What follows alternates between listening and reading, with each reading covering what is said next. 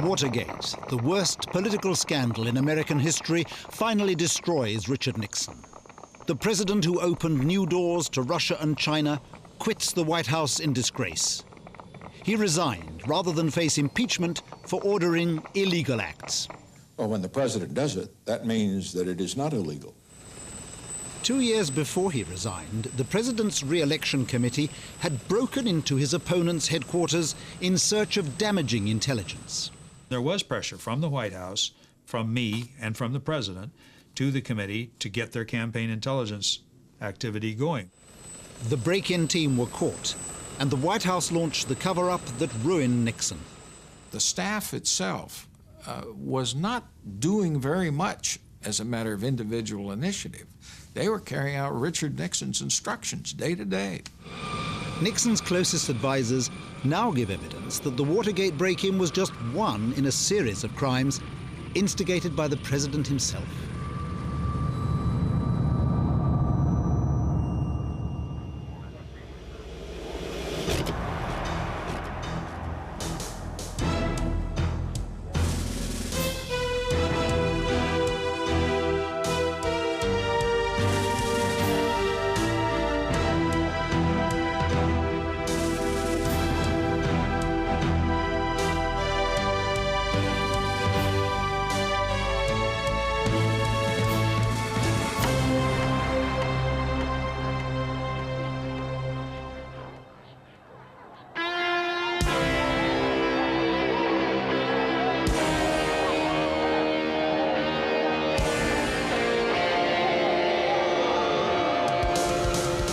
In May 1970, President Nixon's America was in uproar. He had won election, pledged to end the war in Vietnam, but now he escalated it. Thousands of demonstrators laid siege to the White House. At 4:30 in the morning, I found myself in the Secret Service command post in the old executive office building.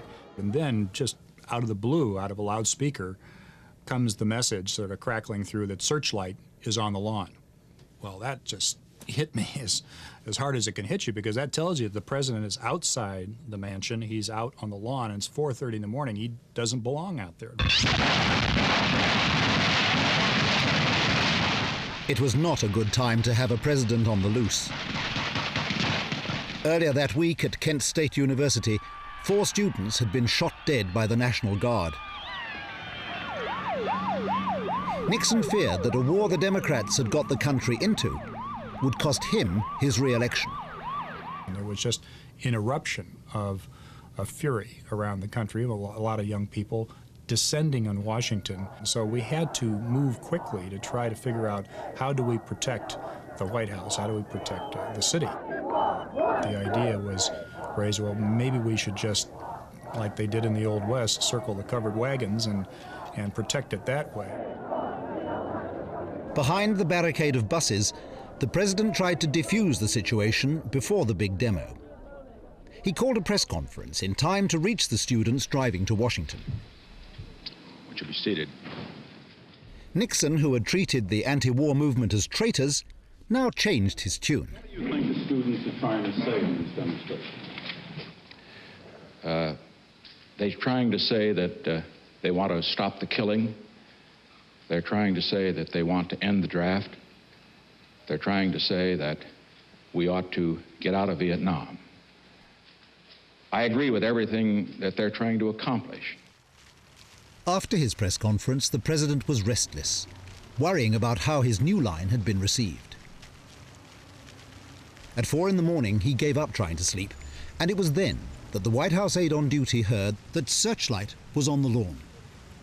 I immediately put a call through to John Ehrlichman and said, the president is outside, I'm not sure what's going on. Bud Krogh called me in the middle of the night, woke me up to say that the president was moving and that he appeared to be intent on going out to the mall to hobnob with the protesters, the students, and the others who were gathered there.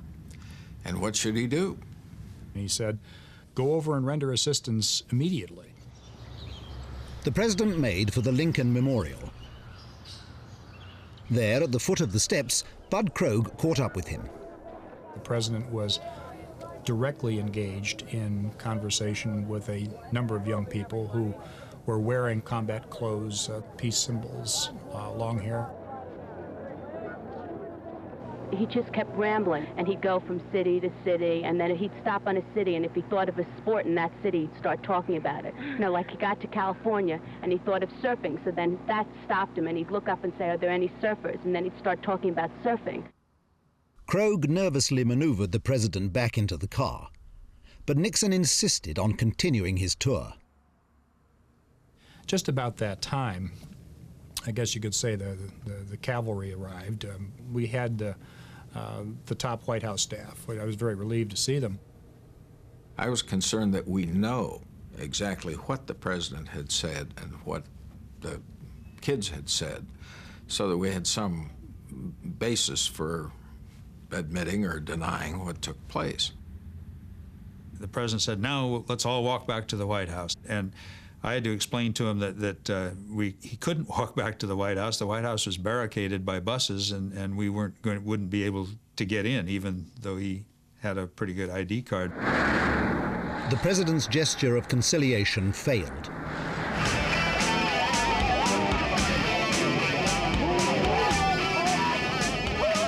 Nixon now struck back at the anti-war movement. He demanded to know who was behind the protesters, who was funding them. He called a rare summit meeting of his intelligence chiefs. He ordered the heads of each of the government intelligence agencies, the FBI, the CIA, the Defense Intelligence Agency. There was a group of, I think, 6 or 8 men gathered in the Oval Office. I was there. And the president, he really took the bark off. He laid it out to them that he was fed up with the bickering between the intelligence groups and between the directors themselves. The net of this was that President Nixon wanted very much to get more information, and if he could just lay his hands on some foreign element that was supporting this activism, then he would have a good political axe with which to wage his own domestic war. The president issued a secret executive order. It gave the intelligence agencies a free hand to bug telephones, open mail, and break into private homes and offices, overriding legal safeguards on citizens' rights. These new powers to spy on Americans at home were, in fact, outside the law. Well, when the president does it, that means that it is not illegal. If, for example, the president approves something because of a threat to internal peace and order of significant magnitude, then the president's decision in that instance is one that enables those who carry it out to carry it out without violating a law. Their goal is the FBI director, J. Edgar Hoover, balked at this doctrine of the divine right of presidents. loyalty rests. I realize that Hoover had outlasted 7 of Nixon's predecessors in his 45 years in the job. In the twilight of his career, he was not prepared to risk his empire. He knew there would be hell to pay if the president's order leaked out. It was just then allowed to die. In other words, it was never implemented. But it was allowed to die because Mr. Hoover simply dug his heels in and refused to cooperate. Nixon decided the White House would have to do its own dirty work.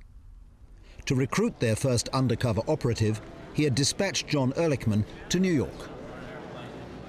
He arrived at LaGuardia on a Washington plane with an entourage of assistants. Typical, you know, everybody had attaché cases, leather cases, newspapers, bulky papers under their arms, and I stood by waiting, and finally Mr. Ehrlichman, very officious, made it known he wished to interview with me in connection with taking an assignment with the President of the United States. So for political things, for personal things, things that were non-governmental, we used Lasowitz, and we paid him. Mr. Ehrlichman said that should it be disclosed or should it come out, leak out or whatever, that I was on working for the White House, it would be denied.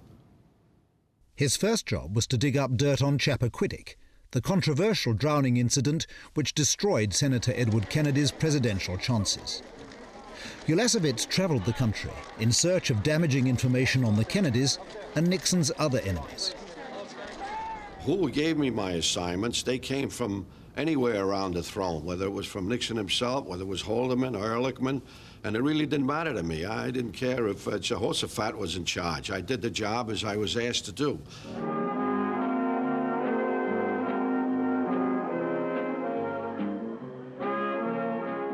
On the 12th of June 1971, Nixon's elder daughter Tricia married law student Edward Cox.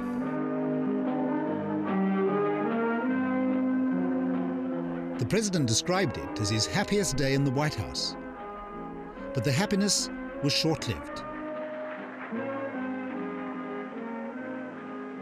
The next day, coverage of the wedding was upstaged in the nation's leading newspaper. The New York Times led with the Pentagon Papers, a massive leak of top-secret documents tracing 3 decades of growing U.S. involvement in Vietnam. These were the secrets of earlier administrations, but Nixon's national security advisor hit the roof. Henry Kissinger came in and he just threw across his desk, the Oval Office desk, or where I was sitting, 3 telegrams that he received. And he said, these are just some. One was from Canada, one was from Australia. Another one, which concerned me very much, was from Ceausescu in Romania, expressing concern about whether or not their conversations that they had had on a confidential basis were subject to being made public.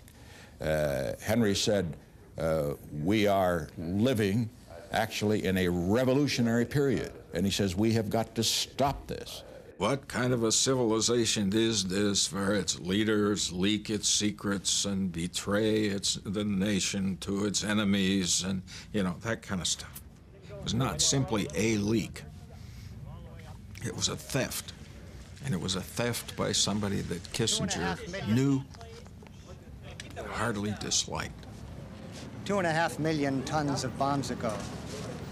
In October 1969, my friend Tony Russo and I began copying the Pentagon Papers to give them to the American Congress and share them with the American public. The American public didn't get them then. It took 2 invasions later before the newspapers began releasing them. They've got them now. They've got them now. As the Pentagon Papers became a bestseller, Nixon learned that Ellsberg had got his hands on yet more secret documents. They were now in the possession of a Washington think tank, the Brookings Institution. It was the government in exile for the liberal Kennedy-type Democrats who hoped to be back in power, and the Brookings Institution had plans after the Pentagon Papers came out to put out a further study with regard to the conduct of the war in 1969 and 1970. 1969 was the year Nixon came to power. This new study threatened to expose his own secret negotiations. I was in the president's office one night, and the president turned to me and he said, you get a hold of John Ehrlichman and you tell him to get a hold of the Pentagon, to get a hold of the FBI, do whatever is necessary. I want those documents back from Brookings. The president's private eye was told to case the joint. And they bring me in for this thing with this Brookings Institute. And I went in as a tourist, and I reported by phone, no written report, that it was certainly a great-looking establishment, all marble halls, well guarded. To get past the guards, Colson proposed to Ehrlichman an unorthodox approach. He came up with this idea to start a fire. And in the confusion of fighting the fire, somebody would go in and lift these papers. I said, I don't care how you do it. The president wants the papers back. That's all I know. Word of Colson's scheme reached the president's young counsel, John Dean. 2 years later, Dean would bring down the Nixon administration by exposing its conspiracies, including the one that was now brought to him. He said, Chuck Colson has got a scheme that is the craziest thing I've ever heard. He wants me to firebomb the Brookings Institute. I said, what are you talking about?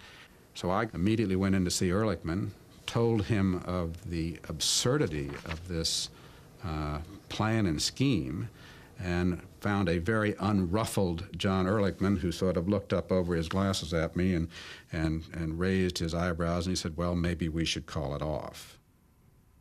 10 days later, the New York Times published another damaging leak. An innocuous-looking story gave away to the Soviets the US fallback position in nuclear missile negotiations. The president summoned Ehrlichman and his protege, Bud Krogh.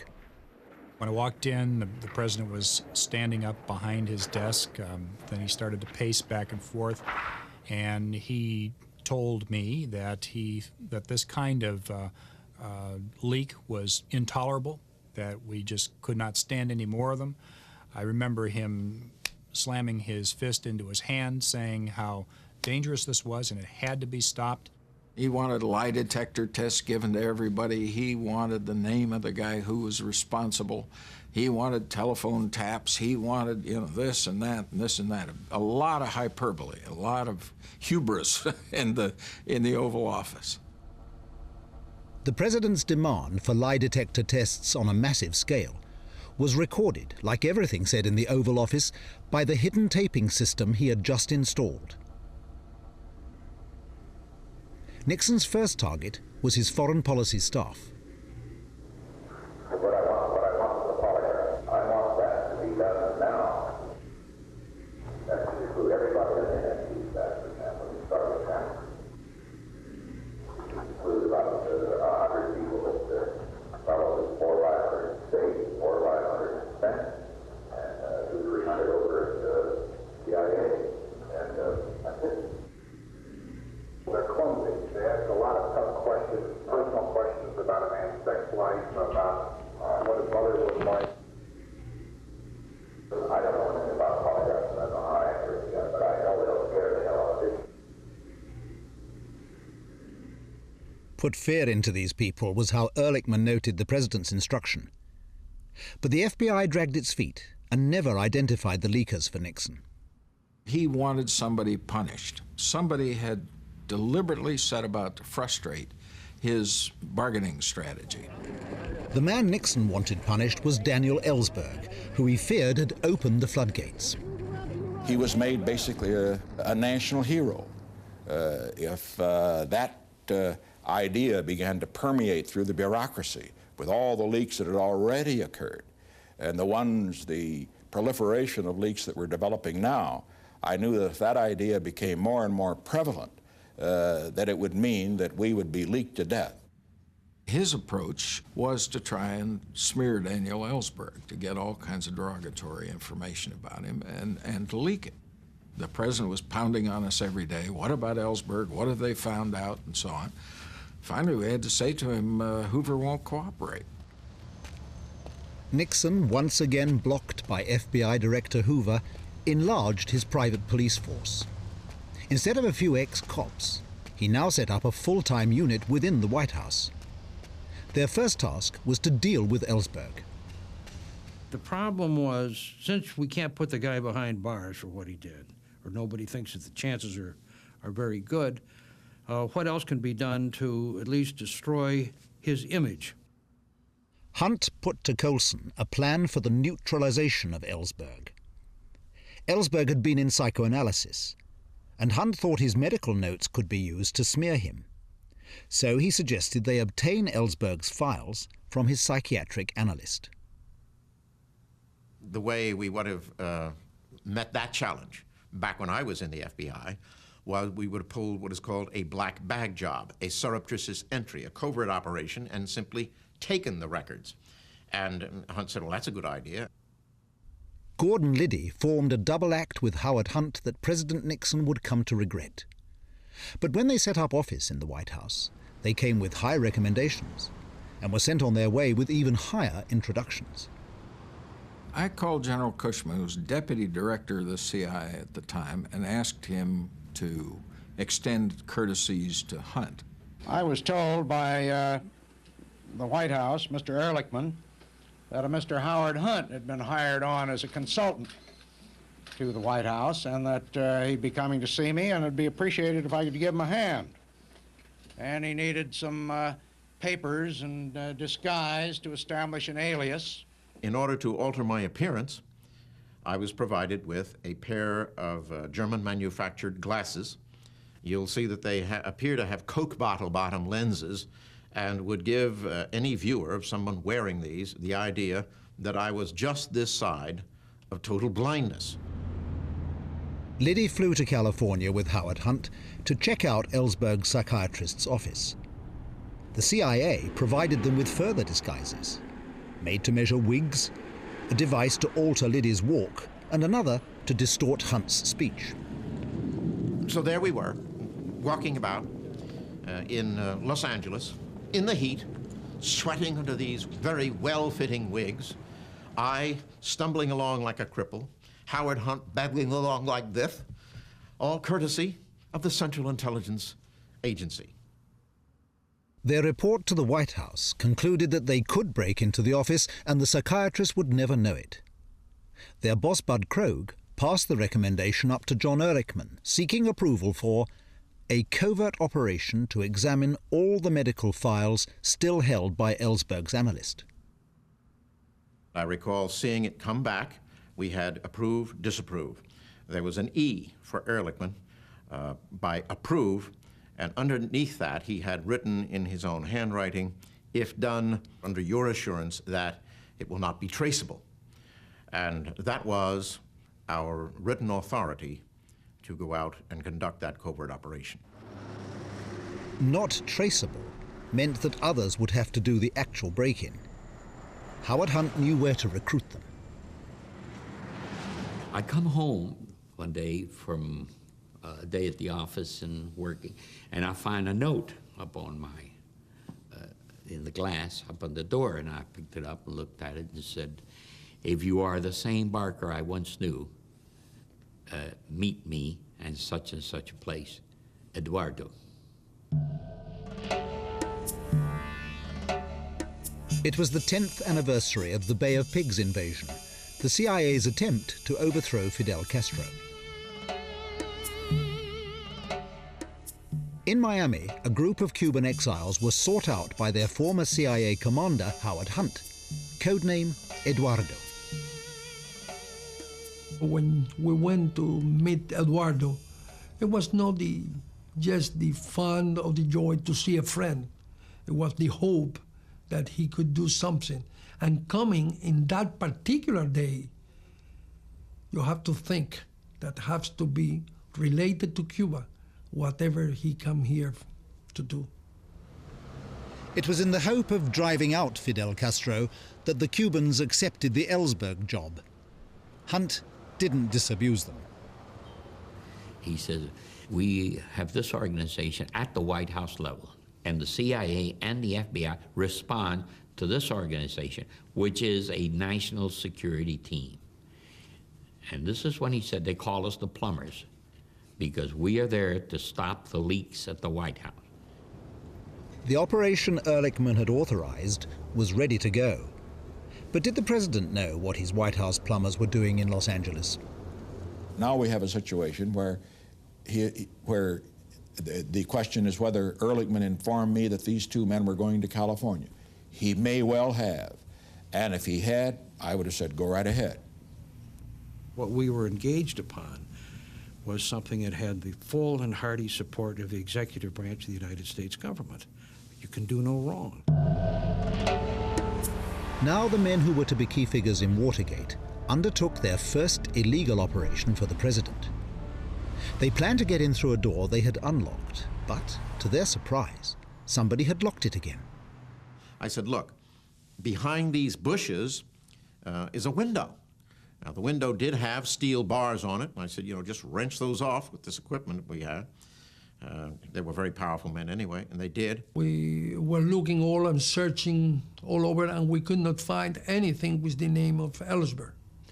And we took a photograph of some cabinets that we broke in, just as a proof that we were there and we were doing our job. That was all. Back in Washington, Krogh saw the photographs and realized that the Ellsberg operation was more than he had bargained for. They had gone in and basically trashed the office, that rather than it being a covert operation, something that would not be traceable, it looked to me as if this had been a major, major mistake. It mainlined right back to the president. Usually, when something goes wrong out in a department or an agency, they assume responsibility and the White House stands away from it. When you have White House people involved, you can't do that. The problem here is we didn't have close enough control. And as I would say, I hope that never in the future does the president have to have another so-called private police force of 4 doing so much work in a number of very important areas, and most of which was justified. Despite the fiasco, no one got the sack. Indeed, Gordon Liddy, seen here with Nixon, was promoted to an even more sensitive post. The Ellsberg affair became one of the president's darkest secrets as he prepared for the election year. As the campaign began, the Democrats threw themselves into the primaries.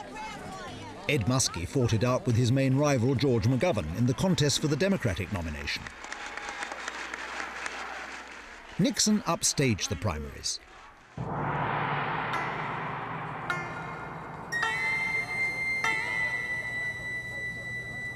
He pulled off the greatest foreign policy coup of his presidency and wiped his Democratic rivals off the television screens. His visit to Beijing, the first by an American president, cracked the ice of the Cold War. Nixon always talked about this being an historic first, this being the most of this, the best of that. And the election was just one more case where we wanted a coronation. We wanted the power that went with the biggest landslide in history. Back home, Nixon took the gloves off. He told his chief of staff to do whatever was necessary to get the dirt on his opponents. They called it political intelligence. He put his best men onto it. I have a copy of a memo, which was one of dozens of such memos sent to me, and there's an item in here that says the Attorney General discussed with John Dean the need to develop a political intelligence capability. John Dean did, in fact, move himself pretty much into the whole area of political intelligence. We have a responsibility to the citizens. The president's ambitious young counsel, John Dean, now helped to arrange the most improbable appointment of the Nixon presidency.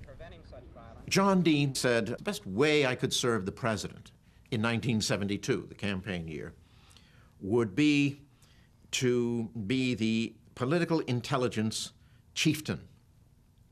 That what he wanted was a full political intelligence plan. Liddy moved across Pennsylvania Avenue to the president's re-election headquarters.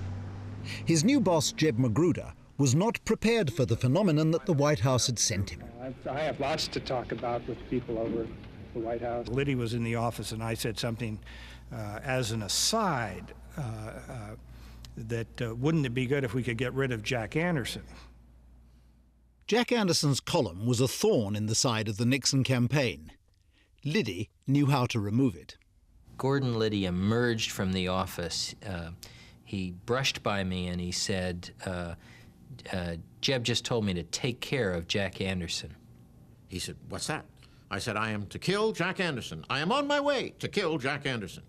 He said, oh my God. He took off like a deer, running down the hall. I then went into Magruder's office and I said, Jeb, did you just tell him to rub out Jack Anderson? He came back in and I said, Gordon, I was just talking off the cuff. I wasn't serious. And Liddy looked at me with that stern, sort of macho look, and he said, never give me an order for a hit job that you don't mean, because I'll do it. Liddy was impatient to get on with his intelligence operation. Bypassing Magruder, he went straight to the White House to ask John Dean just how big he was supposed to think. I said, well, if you're talking about an all-out, full offensive and defensive capability political intelligence operation, you're talking about one hell of a lot of money, first of all. And he said, how about $500,000 for openers? And I said, well, you're in the ballpark there. Liddy promptly produced a $1 million plan. He needed the approval of Attorney General John Mitchell, whom Nixon had selected to run his campaign. In Mitchell's office in the Justice Department, the temple of law enforcement, Liddy presented his plan, codenamed Gemstone. Gordon had with him these very expensive, well-done charts. I think there were 7 of them.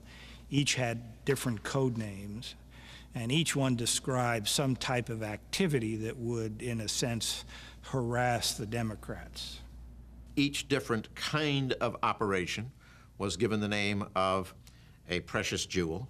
We had so many operations, we quickly ran out of precious jewels. We went into semi-precious jewels, and by the time we were finished, we were down to coal and brick. He said, clearly one of the major problems of this campaign is going to be the problem of demonstrations. And he said, I think, General, as he told John Mitchell, we have a good solution to that. I have retained the services of some really tough men. What I can do is direct these men to kidnap campaign leaders, drug them, and take them below the Mexican border and put them out of commission. Mr. Mitchell said, well, where do you get people like that? And I said, it's my understanding they're from organized crime. And he said, well, what is that going to cost us? I think for Mitchell, Dean, and I, it was rather ludicrous. I mean, here we were, in a sense, sitting in the Attorney General of the United States office, and here's Gordon Liddy talking about some of the more bizarre plans. He said, I've made some preliminary arrangements to get a Chinese motifed houseboat that I can park on one of the canals down near the convention center in Miami. And it will have two-way cameras in this Chinese motifed houseboat, and I'll use prostitutes to go out and seduce into the houseboat high campaign officials. They were to linger about and attract the attention of mid-range Democratic staffers who would try to impress them with how important they were by saying, oh, watch tomorrow, this is going to happen, that's going to happen. We would get all of that. And I said, Gordon, you've got to be kidding. And he really was very offended by my interruption. And taking that offense, he said, I want to assure the General these are the finest girls from Baltimore. At the end of Liddy's presentation, John Mitchell took kind of a long puff on his pipe, and a little cloud came up over his head and sort of sat there for a minute, and he said, Gordon, he said, I just don't think this is quite what we had in mind. So I said to Gordon, I said, well, why don't you cut out all this other fluffy stuff that it really isn't what we're looking for, and concentrate on the electronic surveillance. On the issue of bugging, Nixon's Attorney General had taken a high moral tone, at least in public. Mr. Mitchell, how careful will you be about invasion of privacy in the matter of surveillance and wiretap? Well, since I believe so fully and wholeheartedly in the protection of the privacy of the individual, I will make sure that nothing is done in this area of electronic surveillance that will invade the privacy of individuals. This same Mitchell sat down a second time to hear Liddy's revised plan to bug the Democrats' headquarters. Before he could finish, John Dean spoke up. I just said, gentlemen, I just don't think that the things that are being discussed here ought to be discussed in the office of the Attorney General of the United States. Dean ran away, got in an elevator, and took off. He did not want me to start building him a new ass the way I did the last time. But I had Magruder, and I really ripped into Magruder, saying, you know, what's going on here? In desperation, Liddy turned for help to Howard Hunt, his old partner in crime. Liddy said, look, you've got this great friend and principal in the White House, Chuck Colson. He's got all kinds of influence. It's very important to me that this Gemstone project go forward because it's my career. Will you introduce me to Colson? It was about 5:30, 6 o'clock one night, a typically frantic day in the White House. My secretary says, Howard Hunt is here, has a friend with him. I'd never met Gordon Liddy.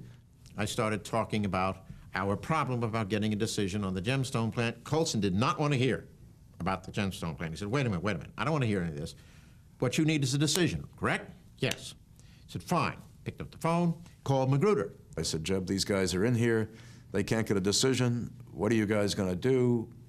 Either give them a yes or a no. Don't leave them hanging. What he did was clearly indicate to me he wanted, the president wanted, he always used the president, wanted to get this thing off the dime, get it going. So he wanted me to make a decision. There was pressure from the White House, from me, and from the president to the committee to get their campaign intelligence activity going. Nixon was most concerned about one Democrat, Larry O'Brien, often his most effective critic. I thought this administration was a law and order administration. O'Brien was, at that time, the chairman of the Democratic National Committee, the head of the Democratic Party, and at the same time was taking into his own pocket a very, very substantial fee from Howard Hughes. The billionaire recluse Howard Hughes had for years been making clandestine payments to both political parties. Nixon was determined to exploit O'Brien's link to Hughes to damage the Democrats. I first saw it in the form of a memo that had been dictated by the president on Air Force One to Haldeman, saying, isn't it about time we make Larry O'Brien accountable for his retainer with Howard Hughes? Larry O'Brien's office as chairman of the Democratic National Committee now became the key target of the bugging operation. It was located in the huge luxury complex called the Watergate. What Colson wanted me to do was to get off the stick, as he said, and get Liddy's project to bug Larry O'Brien's phone and so on off the ground and get it funded. The decision on Liddy's project would be taken in Key Biscayne, Florida. Campaign manager John Mitchell was on holiday there, but Magruder could wait no longer. He interrupted his boss's Easter break to get the plan approved. What happened at this meeting has always been a point of fierce controversy.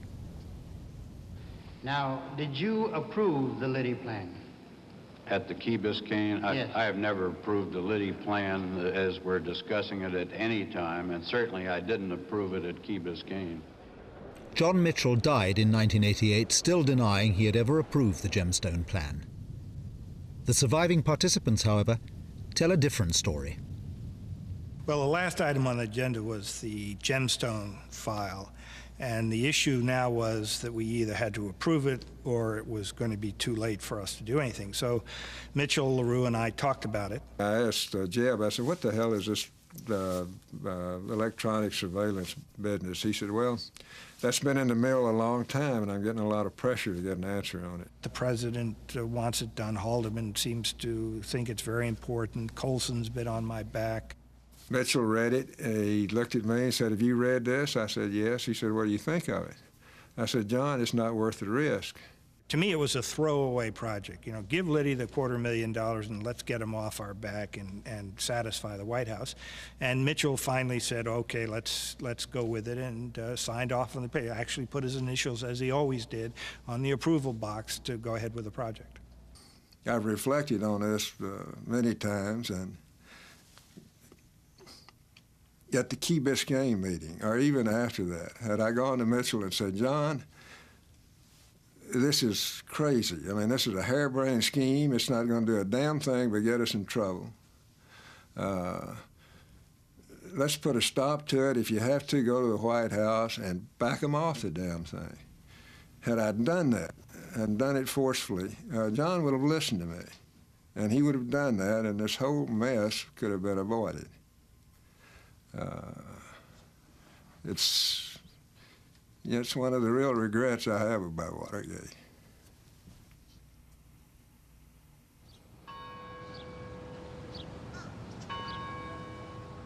The president's campaign director had finally allowed Liddy's plan to go forward. But did the White House know? This program has uncovered the only existing written evidence of the authorization of the Watergate project. For 20 years, it was thought that all copies of this memorandum had been deliberately destroyed by the aide who wrote it for Haldeman. I have here a talking paper, so-called, for John Mitchell from Gordon Strachan to me, and what this is a paper that Strachan prepared prior to my planning to meet with Mitchell. This is a truly amazing document to surface at this late date. And what the document says is that Gordon Liddy's intelligence operation proposal, $300,000, has been approved, right there in big black and white letters.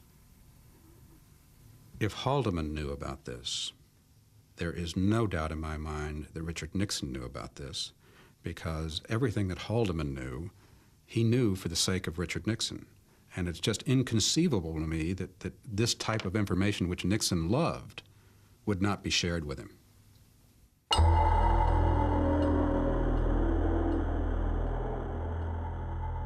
We knew that Gordon Liddy had been set in as this campaign counsel, but with the responsibility for intelligence. And apparently he had a budget approved and was going to start moving on doing whatever he was going to do. I was called in by Jeb Stuart Magruder to his office, and he said, "Can you get into the Watergate office building? We want you to wiretap Larry O'Brien's telephone and put in a room monitoring device so that conversations in there can be held. Anything that's available, we want it photographed." To photograph the documents, Liddy rehired the Cubans who had handled the Ellsberg job. If anything went wrong, they could not be traced. But the man he chose to bug the phones mainlined straight back to the president.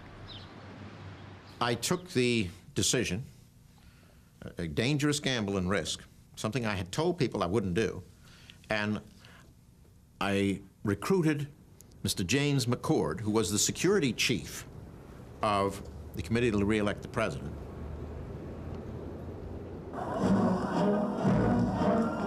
The president himself was 5,000 miles away in Moscow. He crowned a year of foreign policy triumphs by signing the first nuclear arms limitation agreement with the Soviet leader Leonid Brezhnev. On Sunday the 28th of May, he concluded with a speech to the Russian people on television. Спасибо и до свидания. That same night, the security chief of his re-election committee, with his Cuban colleagues, broke into the Watergate. Once we got in, we found that Larry O'Brien's door was locked to his office. It adjoined the reception area there. And so there'd been so much time gone by, and there'd been, frankly, so much noise made in gaining entry that we just didn't really want to proceed to jimmy or break another lock. Instead, McCord placed a bug on the secretary's switchboard and a second phone nearby, while the Cubans got to work on the documents. It went all right. We took pictures and everything went just fine. They set up a listening post in the Howard Johnson motel opposite, but the bugs produced only trivia. I was distressed by them. They had nothing of value. I'm getting hairdressing appointments and things like that. I talked to Mitchell, and I showed Mitchell what was the first fruits of Liddy's endeavor, and he looked through it rather quickly and agreed with me that these were worthless. What they wanted was specifically, well, what's Larry O'Brien up to, and what's he doing, and what's he saying? We were going to have to go back in again and put in more devices and make sure that we got what they were looking for. Mr. Magruder said, "Listen, Gordon, this is what I want. I want what Larry O'Brien has right here." And he struck his bottom desk drawer, which is where we kept what we had on the Democrats. Well, I was telling Liddy, look, I want the real stuff, the information that's important, not the stuff that you've gotten for us that has no meaning whatsoever to the campaign. And he said, "I want everything photographed." And I said to myself, my Lord, what was supposed to be now a quick 5-minute in-and-out repair mission is a multi-hour photo recon mission. When they asked us to go for the second operation, they told me to get up, I don't know, 50 roll of film. So I multiplied 50 for 36, and I said, Jesus Christ, these people want a lot of pictures, you know. Entry night was to be Friday night, June 16th. In anticipation of which the Miami team arrived in Washington that afternoon. I was not happy that day, and I was not happy before that day. I mean, the operation went in a way that was not showing professionalism. Besides, I have a personal problem. That day I got divorced, you know, and I was kind of relieved and upset at the same time, you know. Everything went wrong. The judge that divorced me died that night, too. The Cubans rendezvoused with their bosses, Hunt and Liddy, in the Watergate Hotel. Jim McCord and his assistant were across the street in the Howard Johnsons, waiting until the coast was clear. There was a man working in the back very, very late. I mean, he stayed and he stayed and he stayed. It's a Friday night. I mean, this was some dedicated Democrat. We thought he'd never go home. Finally, about 1:45, the word came from across the way at the lookout. Jim said to whoever he was talking to on the phone, "I think we can make a go." And with that, he said, "Al, you're going to remain here." And he walked over to the bed and he took a walkie-talkie. He said, "I want you to use this." It was decided by Hunt and Liddy that McCord, who had access to the building, would go into the Watergate building and go down there and open the thing from the inside and put in tapes in the door. McCord collected his men and tried to go back in. We came to the back door and tried the handle, and the door was latched. Someone obviously had removed the tape, taken it off in that brief period of time. Had the police been alerted, McCord's bosses had to make a snap judgment. I said, "Let's scratch this." And Liddy said, "No, this is McCord's show. He's got to go through with it. And it's his fault that we're here. And besides, it's very important to my career that we do this." You know, I felt like refusing, saying, "No, this is far enough." You go, but then I figured, you know, I was older. I'm getting older. I wasn't a young kid anymore, and my personal feeling was these people don't think I'm scared, you know. McCord put the telltale tape back on the doors, and this time the break-in team made it into the Democratic Party offices. We were in contact by transceiver with our men inside the Watergate and also with the lookout, Mr. Baldwin, across the street. Now the reception area to the Democratic headquarters lights up, the actual reception room, which I can see directly across from where I'm standing. And I know 3 individuals come into the reception area. Base to Unit 1. Are any of our guys dressed casually or are they in suits? 1 to 3, negative. All our people are in business suits. Why? Well, we've got a problem. Shit. 1 to 2, are you reading this? Come in. 3 plainclothes policemen discovered the break-in team crouched under some desks and ordered them to come out with their hands up. Out comes a fellow, a middle-aged man, one of the Miami men dressed in a suit. They were more nervous than we were when they found us there. I mean, we were dressed up, and we were not the common burglar. Here comes a second man out from behind the second desk, and he's dressed in a suit. And he doesn't look like a burglar either. They come in waving guns and so forth. This is the police. What are you guys doing here?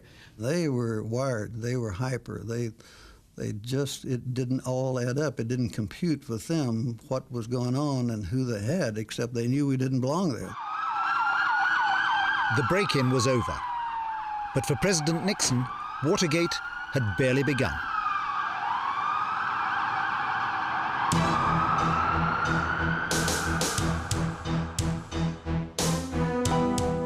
Charting the history of our current culture wars through a series of strange and unexpected human stories. New from John Ronson. Listen to Things Fell Apart on BBC Sounds.